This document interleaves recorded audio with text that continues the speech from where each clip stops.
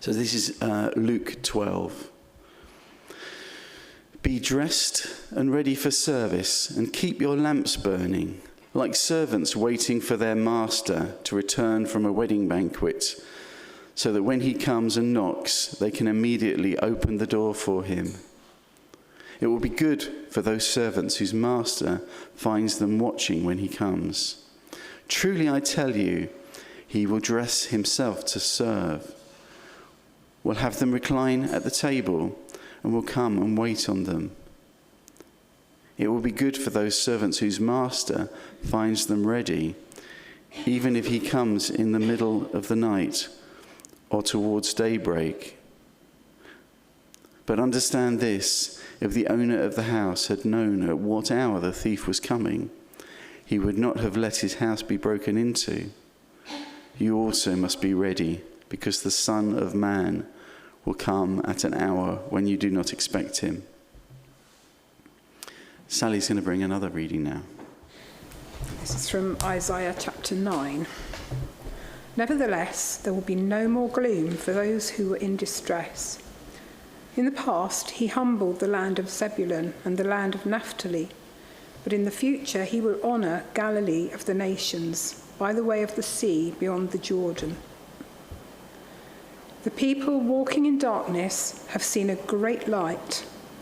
On those living in the land of deep darkness, a light has dawned. You have enlarged the nation and increased their joy. They rejoice before you as people rejoice at the harvest, as warriors rejoice when dividing the plunder. For as in the day of Midian's defeat, you have shattered the yoke that burdens them, the bar across their shoulders, the rod of their oppressor.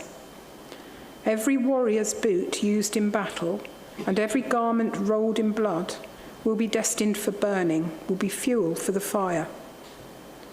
For to us a child is born, to us a son is given, and the government will be on his shoulders.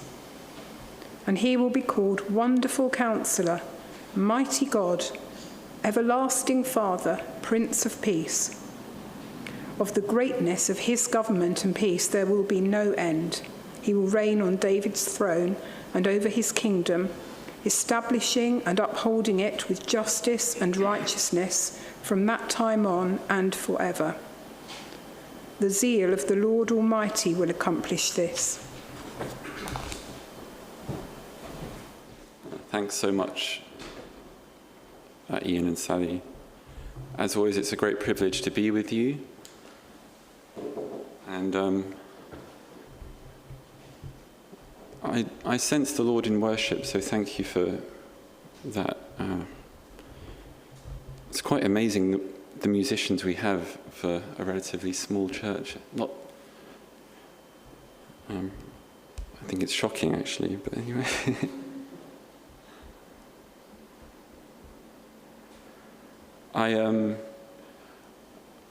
As often is the case, I'm going to share about my family a little bit, so I hope that doesn't offend you. But my father has been doing his own Advent reflections every Saturday.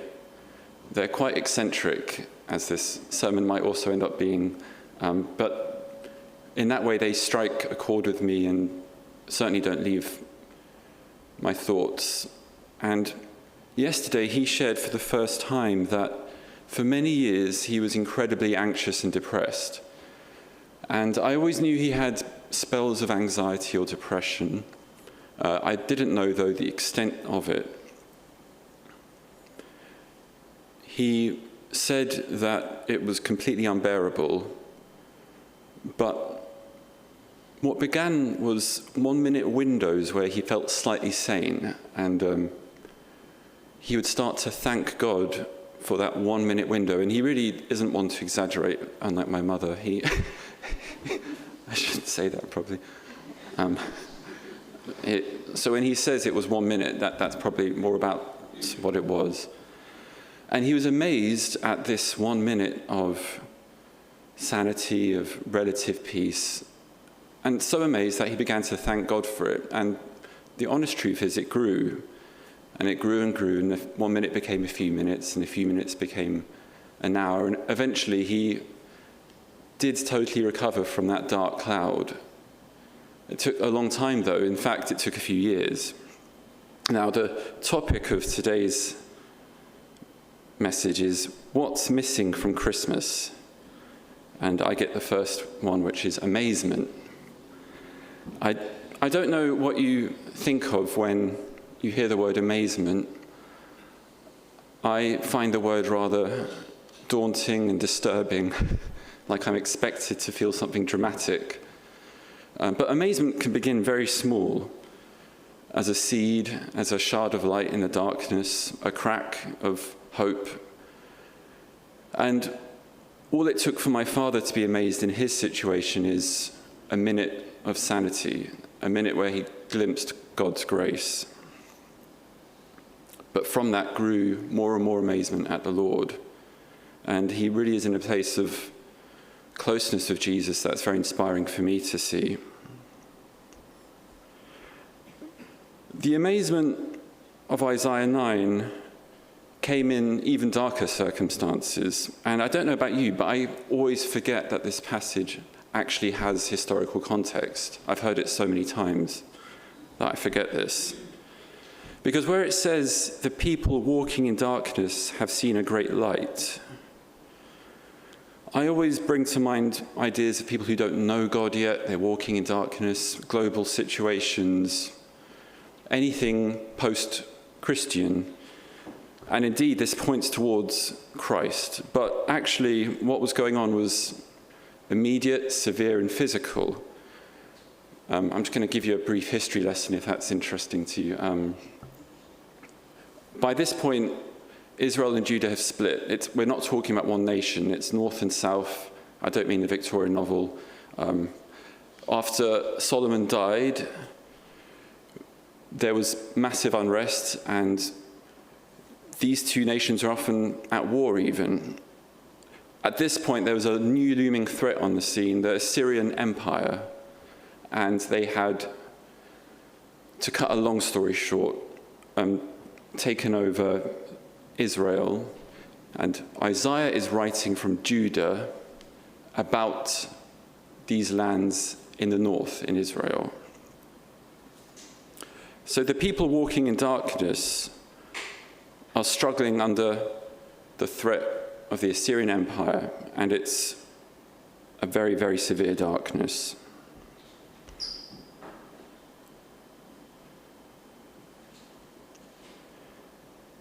These are not warm, soft Christmas card words. They are astonishing declarations spoken in a moment of geopolitical despair.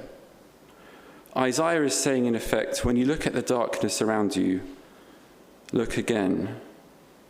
God has not abandoned his people. A greater king is coming, one whose rule will never end. But what sort of solution is this? You've lost your land, your heritage, a foreign power has overtaken you. A son is given. I don't know if you've noticed this about God, but when you're in great darkness, his solutions and his answers rarely make immediate sense. Occasionally they do. But they were expecting probably immediate deliverance. It would take another 700 years for any kind of deliverance to come. Because what they thought God was talking about, but in a very different sense to how they thought about it. This earthquake of a promise was spoken to regions crushed by Assyrian brutality and people who had every reason to stop believing in light. Into political catastrophe and existential despair, God does not send advice. He sends a child.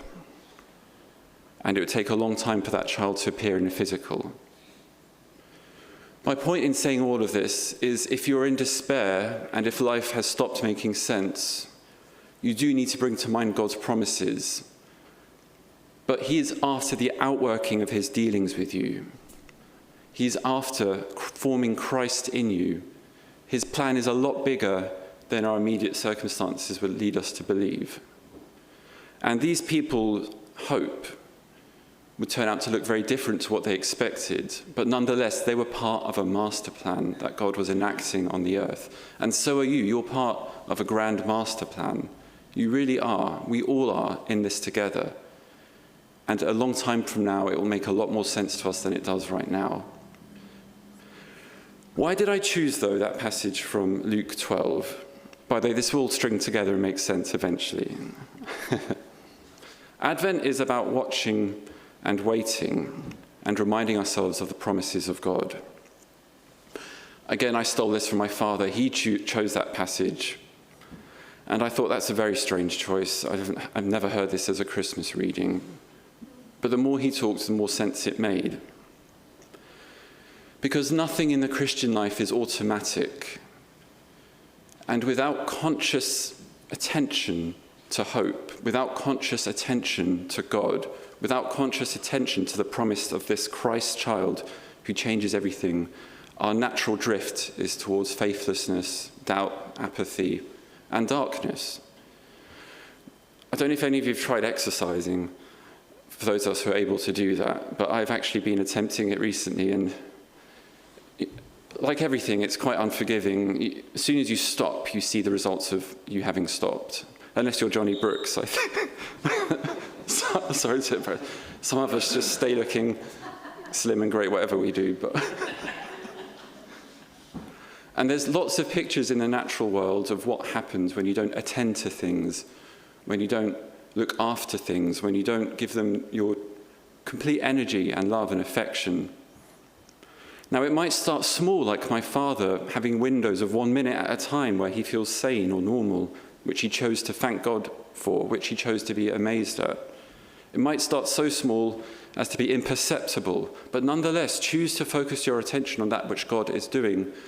Don't look at what God isn't doing. Find what he is doing, and more importantly, what he has done in history, which is give Christ to us all. And that wonder will grow over time.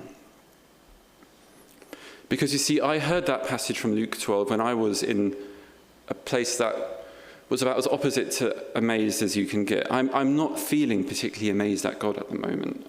Life is difficult. But when I heard that warning, I decided to, from that point on, give new attention to the promise of Christmas, to the light spoken in darkness that Isaiah refers to. And I encourage you to do the same, because the natural state of things is entropy. Nothing is automatic in the Christian life. It's all given as a gift. Unto us a child is given, but having given the gift, it is then our responsibility to thank the Lord for that gift, to give him our attention, our affection, our love, our adoration. And there's a lot to be amazed at if you choose to look for it.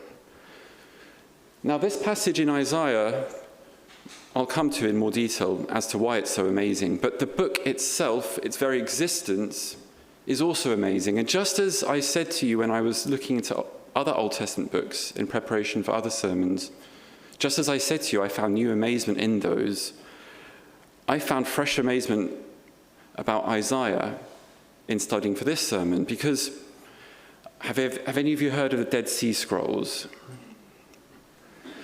I'll admit to you, for the longest time, I didn't dare look into this topic because I thought it might just be a Christian myth, a kind of apologetics exaggeration. I thought, it can't be that good. It's too good to be true that this really proves the genuineness of our faith to the degree it does. But it does. Because for the longest time, critics genuinely said that Christians had edited the words of Isaiah. I'm not saying every critic claimed this, but a good number of them claimed that the words of Isaiah had been edited because they're too truthful and reveal too much ahead of time about who Jesus was and what he would do. Then in 1947, the Dead Sea Scrolls were discovered.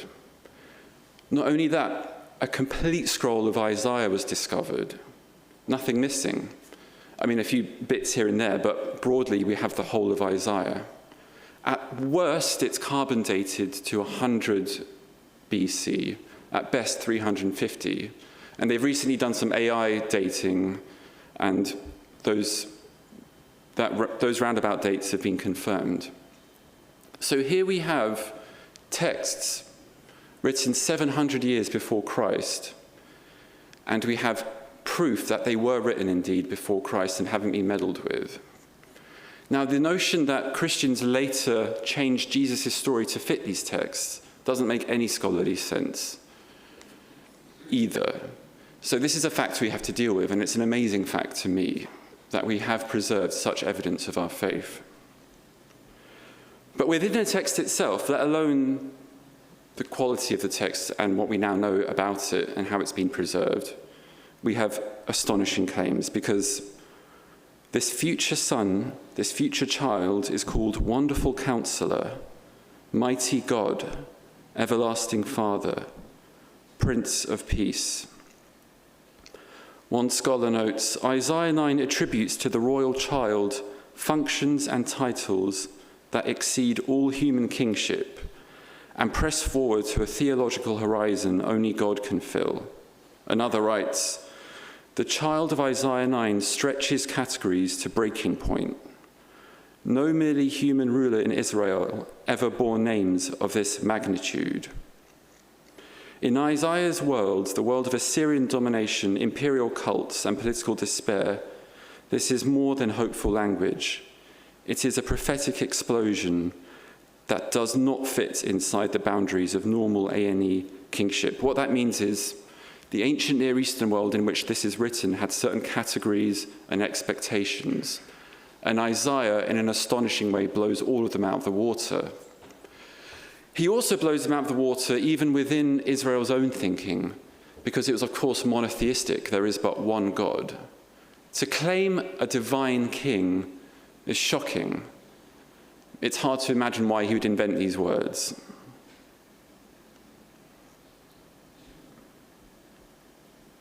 What do they mean for us? What do you think of when you hear the words Wonderful Counselor, Mighty God, Everlasting Father, Prince of Peace? Wonderful Counselor is a title associated with divine wisdom. Mighty God is used of God himself. This child would be and is God. Everlasting Father, again, attributes that only God can have.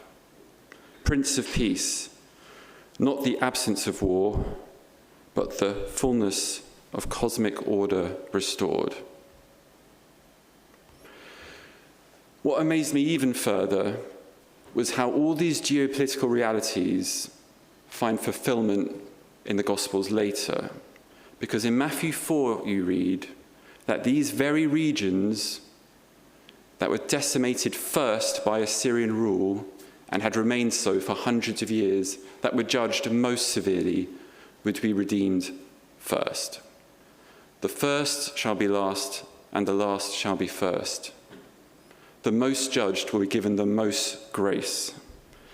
I hope I'm still tracking with all of you. Is this making sense? Okay, I'm going to read something I wrote on that note, because it's sometimes easier to read what we've prepared than it is to say it like I'm saying it so far. 7 centuries pass, and Matthew begins his description of Jesus' public ministry with a highly surprising reversal, in scriptures full of surprising reversals. When Jesus settles in Capernaum and begins teaching in Galilee, Matthew states in Matthew 4, this was to fulfill what was spoken through the prophet Isaiah. Land of Zebulun and land of Naphtali, the sea of the Gentiles. The people living in darkness have seen a great light. There is deliberate theological irony here. The first territories to fall to Assyria, those that suffered longest under foreign rule, that became ethnically mixed and were dismissed by Jerusalem as Galilee of the Gentiles, these are the first to encounter the Messiah. The most humiliated receive the first honor. The most compromised are the first to witness the unfiltered light. Jesus does not begin in Jerusalem or among the temple hierarchy. He begins with a reversal. That which was judged first is redeemed first. Now that's very good news for us, because if we feel like we are particularly messed up, and particularly unworthy of grace. That's where God will probably start. If you don't believe me, just read the Bible as a whole. It's the pattern of God. It's the overarching plan that he has for us, for people. It's always offensive to the religious. It doesn't always make immediate sense. And I don't always understand why it's his method. But biblically speaking, it is. And I can tell you it's from my own life as well.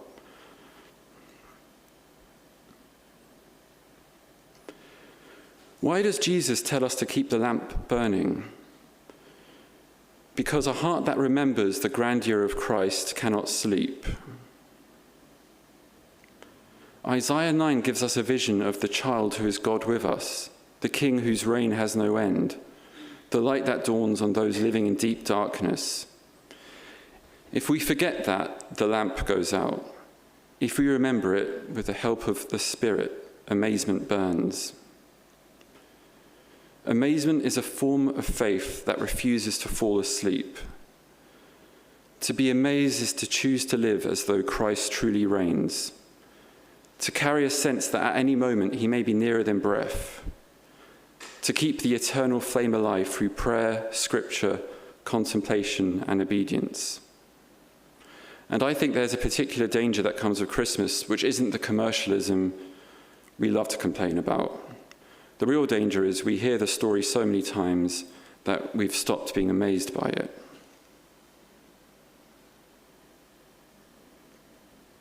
Amazement dies when we forget to acknowledge the one who saved us, the one who is the Son prophesied in Isaiah, the Spirit who helps us in our weakness.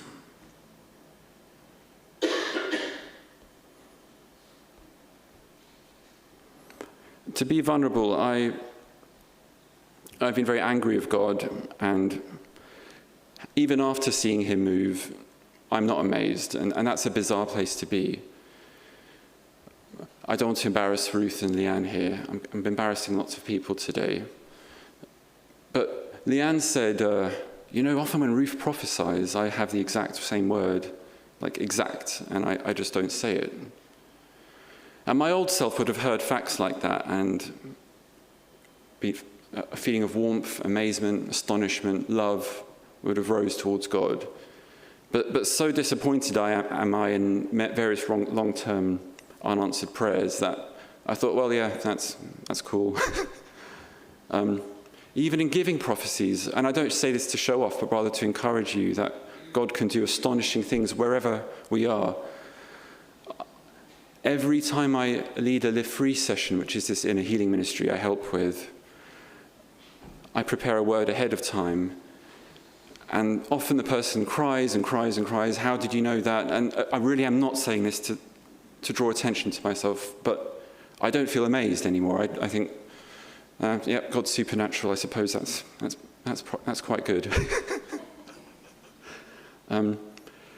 So this issue is not solved in the same way for each of us. But key to it, I believe, is a conscious re-attention to the truths of Christmas, the wider facts of how God acts in history. The practical details I can't help you with because I don't know each of your situations, but I can encourage you to pray, to seek the Lord, to ask for him to rekindle that flame of amazement in this Christmas season. And I can say, after my father preached Luke 12, the amazement is coming back. I'm going to bombard you with one final story about another relative who is amazed at the moment, and that's my uncle. Again, apologies for all these stories about my uncle, my father, and I know some of you have lost uncles and fathers, so I'm more appreciative than ever of the fact that I still have them on earth. But my uncle is in chronic pain, and it's not just something he can feel. You can see that his legs have ballooned to enormous sizes. And growing up, he was a practical man. He had achieved a lot in worldly terms. He never flaunted it, but he never talked about Jesus either. And if I tried to, it was kind of accepted sometimes, but it wasn't exactly easy. But since he's been in pain, Jesus is all he really talks about. His presence, his closeness, how much he loves him, how amazed he is at him, and regularly, and if you knew him, this is astonishing. Regularly as he talks about Jesus, his eyes fill with tears, and he can't get the words out. And sometimes this is in front of all kinds of faith systems, Muslim foster kids he's looked after, unbelievers, people exploring drugs and paganism and whatever they're into at the moment, but he shares Jesus and his eyes fill with tears. And his repeating refrain is that in this pain, I know him, and I've never known him so near as now. So here's the challenge. It's to keep our lamp of amazement burning. Don't let Christmas become routine. Don't let the story become so familiar that it loses its power. Because we will meet Jesus either when we die or when Jesus comes to meet us in history, which is the ultimate reality Isaiah is looking to here. And what will we say when God asks us, "What did you do with the life I gave you?" And now obedience is better than no obedience. It's better to obey even if you're not feeling amazed than not to obey. Think about the two sons in the parable of the two sons. One was fed up and didn't want to do what he was supposed to do, and he did it anyway. That's better. That's a good baseline. But even more enjoyable is life when you have some amazement for God. And even easier is obedience when you love him and you're amazed at him because of what he's done in history and because of this broader picture I keep talking about. He was prophesied hundreds of years before he came. He is the mighty God who became a helpless infant. He is the everlasting Father who was born in time. He is the wonderful counselor who had to learn to walk and talk. He is the Prince of Peace who was born into violence and died in violence to give us peace. To us, he is a mighty God who saves. To us, he gives wisdom. He is the wonderful counselor. He'll give you wisdom to escape temptation. He'll give you wisdom to know how to serve him. He'll give you wisdom to love people in a way that is best for them. I have a wonderful earthly father, but there's an even better heavenly Father who looks after all of us. He is the everlasting Father, Jesus, one with the Father, three persons in the one God. And he is the Prince of Peace to us. Where terror reigns in our circumstances, in him we can find a hiding place, a secret place, a place of safety and refuge spiritually and forevermore. So be dressed and ready for service and keep your lamps burning, because to us a child is born, and to us a son is given. A son is given. God had the initiative. God gave. The Assyrian rulers, even the Egyptians who deified their rulers to the highest degree in the ancient world, wouldn't dare say a son is given. A son is born, a son is part of a lineage, but given, this is a miracle. This is majestic. This is God giving a human, God in flesh among us. Amen.